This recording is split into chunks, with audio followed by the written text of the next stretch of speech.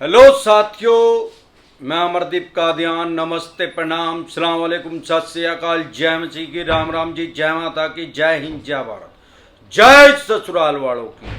साथियों, आपका स्वागत है डिसेंट फैमिली में। साथियों, आज हम बात करेंगे कि अगर आपने लोन लेते समय इस बात का ध्यान नहीं रखा तो आपकी फैमिली को खून के आंसू रोने पड़ेंगे। साथियों, सबसे पहले तो जब हम कोई भी किसी भी तरह का अनसिक्योर लोन लेते हैं या सिक्योर लोन लेते हैं तो हम किसी भी बैंक या एनबीएफसी कंपनी से लेते हैं तो हम उसके साथ एक एग्रीमेंट करते हैं। एग्रीमेंट के ऊपर साइन करते हैं। उसमें 50 तरह की शर्तें, नियम शर्तें लिखी रहती हैं जो कि सारी ही बैंक और एनबीएफसी कंपनी के पक्ष की होती हैं, आपकी फेवर की एक भी नहीं होती। दिक्कत परेशानी कहाँ है? जब आदमी लोन लेता है उसको पैसे की जरूरत होती है, ना वो कभी उसको पढ़ता, और वो इतने छोटे छोटे शब्दों में कानूनी भाषा में लिखे रहते हैं कि आम आदमी को वो समझ में भी नहीं आते अगर उसको पढ़ना भी चाहे, और नॉर्मल चश्मे से वो पढ़े भी नहीं जाएंगे। मेरे को लगता है लेंस लगा के उसको पढ़ना पड़ेगा। साथियों, किसी आदमी की अगर डेथ होगी है लोनी की, जिसने लोन लिया है, अगर उसने अनसिक्योर लोन था तो उसी की लायबिलिटी थी, उसी की जिम्मेवारी थी, उसी की रेस्पॉन्सिबिलिटी थी लोन को रिफंड करने की, क्योंकि पर्सनल लोन में कोई आदमी गारंटर नहीं था। अब अगर कोई आपको चवन्नी छाप डरा धमका रहा है, भगवान ना करे आपके किसी यार प्यारे रिश्तेदार की डेथ हो गई है, तो अब उसको सिर्फ डेथ सर्टिफिकेट उस बैंक या एनबीएफसी कंपनी को देना है।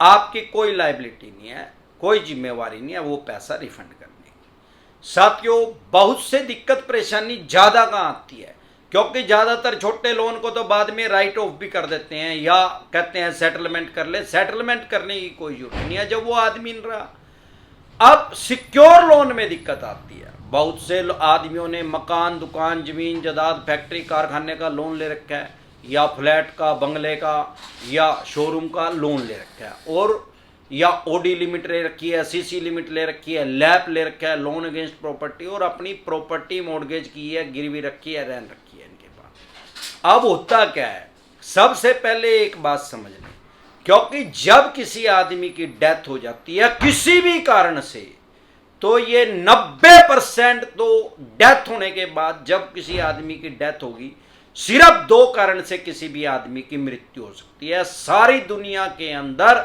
लगभग 800 करोड़ आदमी है, उनकी सिर्फ जो रीजन होगा उनकी डेथ का सिर्फ 2 कारण से आदमी की मृत्यु होगी। अब लोग कहते हैं यार कोई सांप काट कर मर गया, कोई बिजली से मर गया, कोई एक्सीडेंट होगा मर गया, कोई हार्ट अटैक होगा मर गया, कोई कैंसर हो गया मर गया। तो ऐसे तो 50-500 तरीके से आदमी मरता है।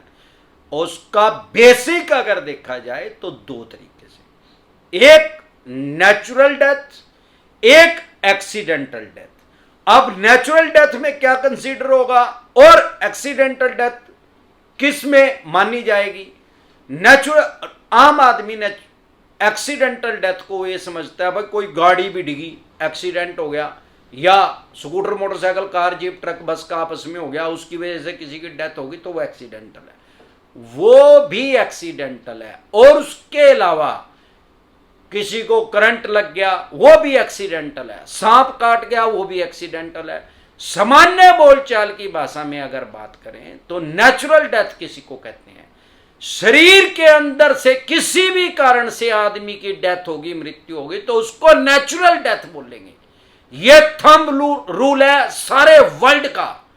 अगर किसी आदमी की शरीर के अंदर से, बॉडी के अंदर से किसी भी कारण से उसके लंग फेल हो गए, हार्ट अटैक हो गया, किडनी फेल होगी, कैंसर होगी, टीबी की वजह से मर गया, कोरोना की वजह से डेथ होगी, या अन्य किसी वजह से, डेंगू की वजह से, या मलेरिया की वजह से, या अन्य किसी भी वजह से शरीर के अंदर के कारण से उसकी डेथ अगर हुई तो उसको नेचुरल डेथ में कंसीडर किया जाएगा।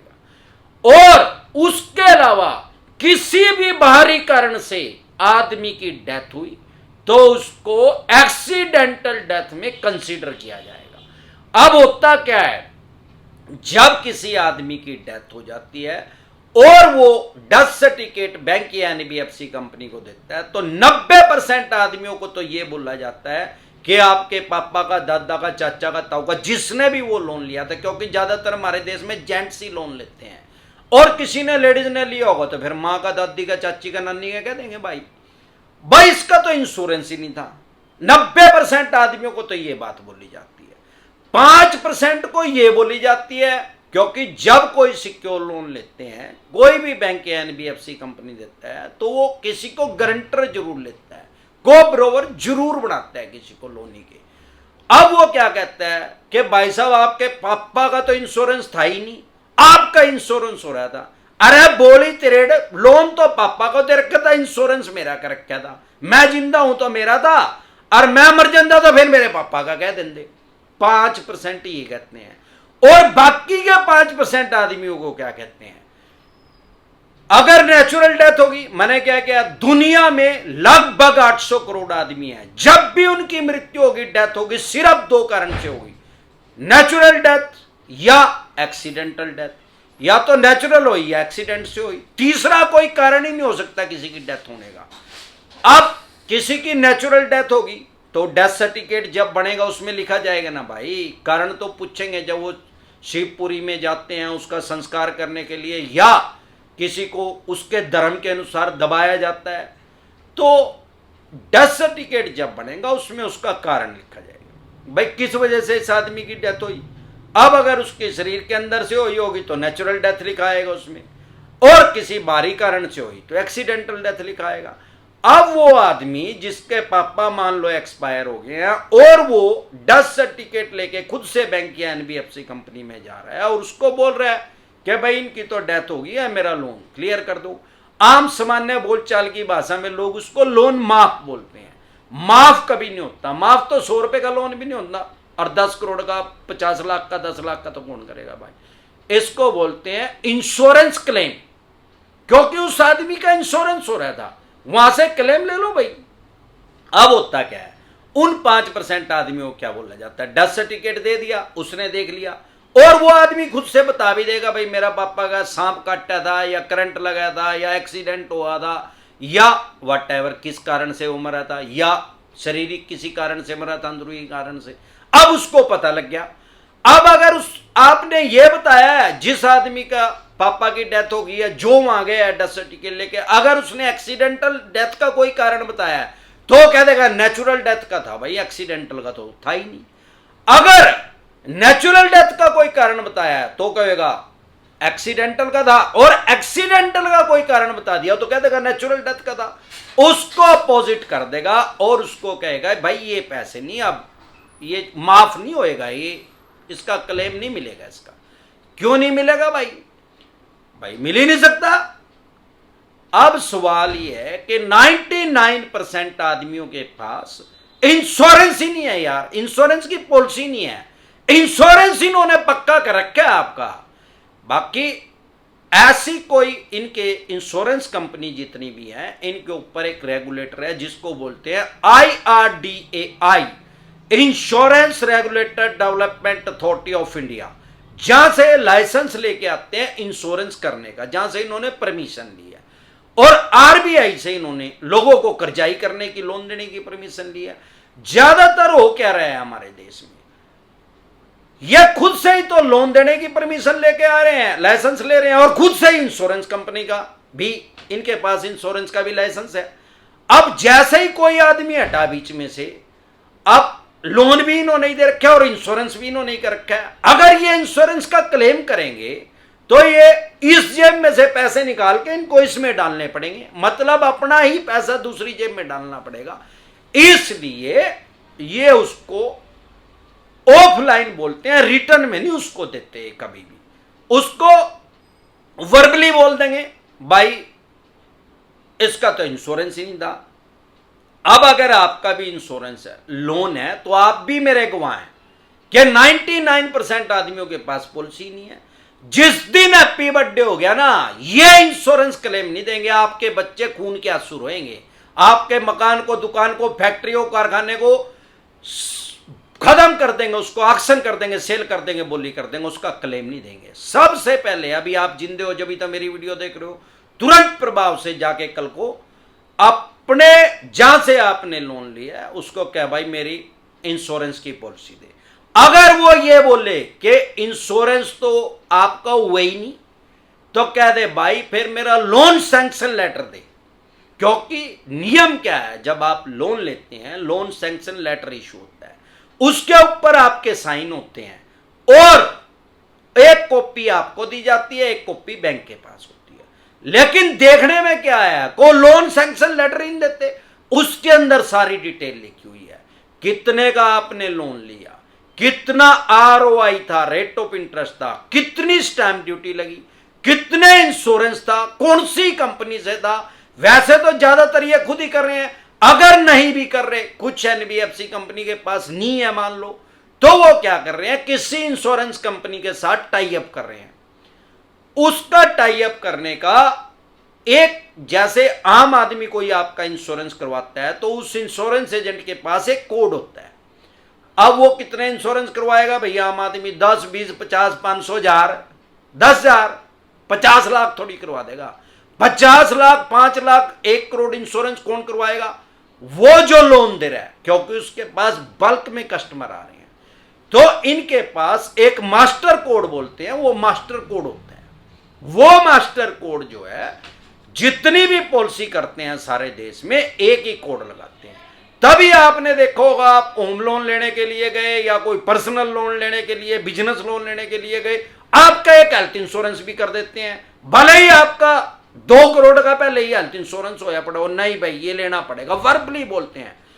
इंश्योरेंस आग्रह की विषय वस्तु है, आपने देखा होगा एलआईसी में लिखा हुआ है। इंश्योरेंस के लिए कोई भी आपको फोर्स नहीं कर सकता, प्रलोभन नहीं दे सकता, लालच नहीं दे सकता।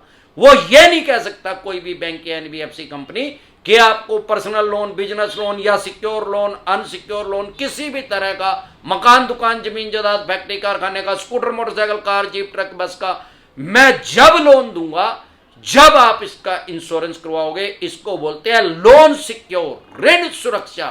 वो ऐसा बोल नहीं सकता, क्योंकि आईआरडीए की गाइडलाइंस ये है कि किसी को फोर्स नहीं कर सकते, किसी को लालच नहीं दे सकते। पर बी प्रैक्टिकल, हो क्या रहा है मार्केट में, वो ये बोलते हैं कि भाई जो इंश्योरेंस नहीं करवाया तो लोन मिलेगा ही नहीं। सामने वाले को जरूरत है इंश्योरेंस, इसीलिए आपने देखा होगा हेल्थ इंश्योरेंस कर देते हैं। हेल्थ इंश्योरेंस में इनको 100% प्रीमियम ही नहीं कोई मिलता है, पहली बार का 100%।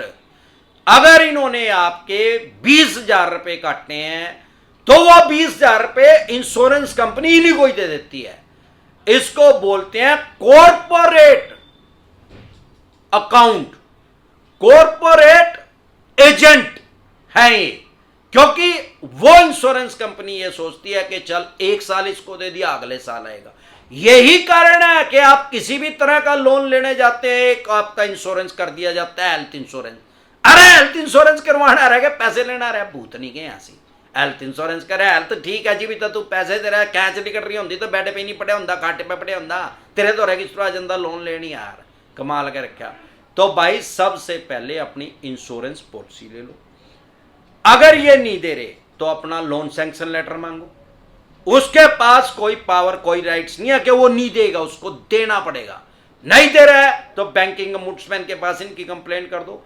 अब तो आरबीआई ने सारे देश के लिए एक बैंकिंग ombudsman बना दिया है।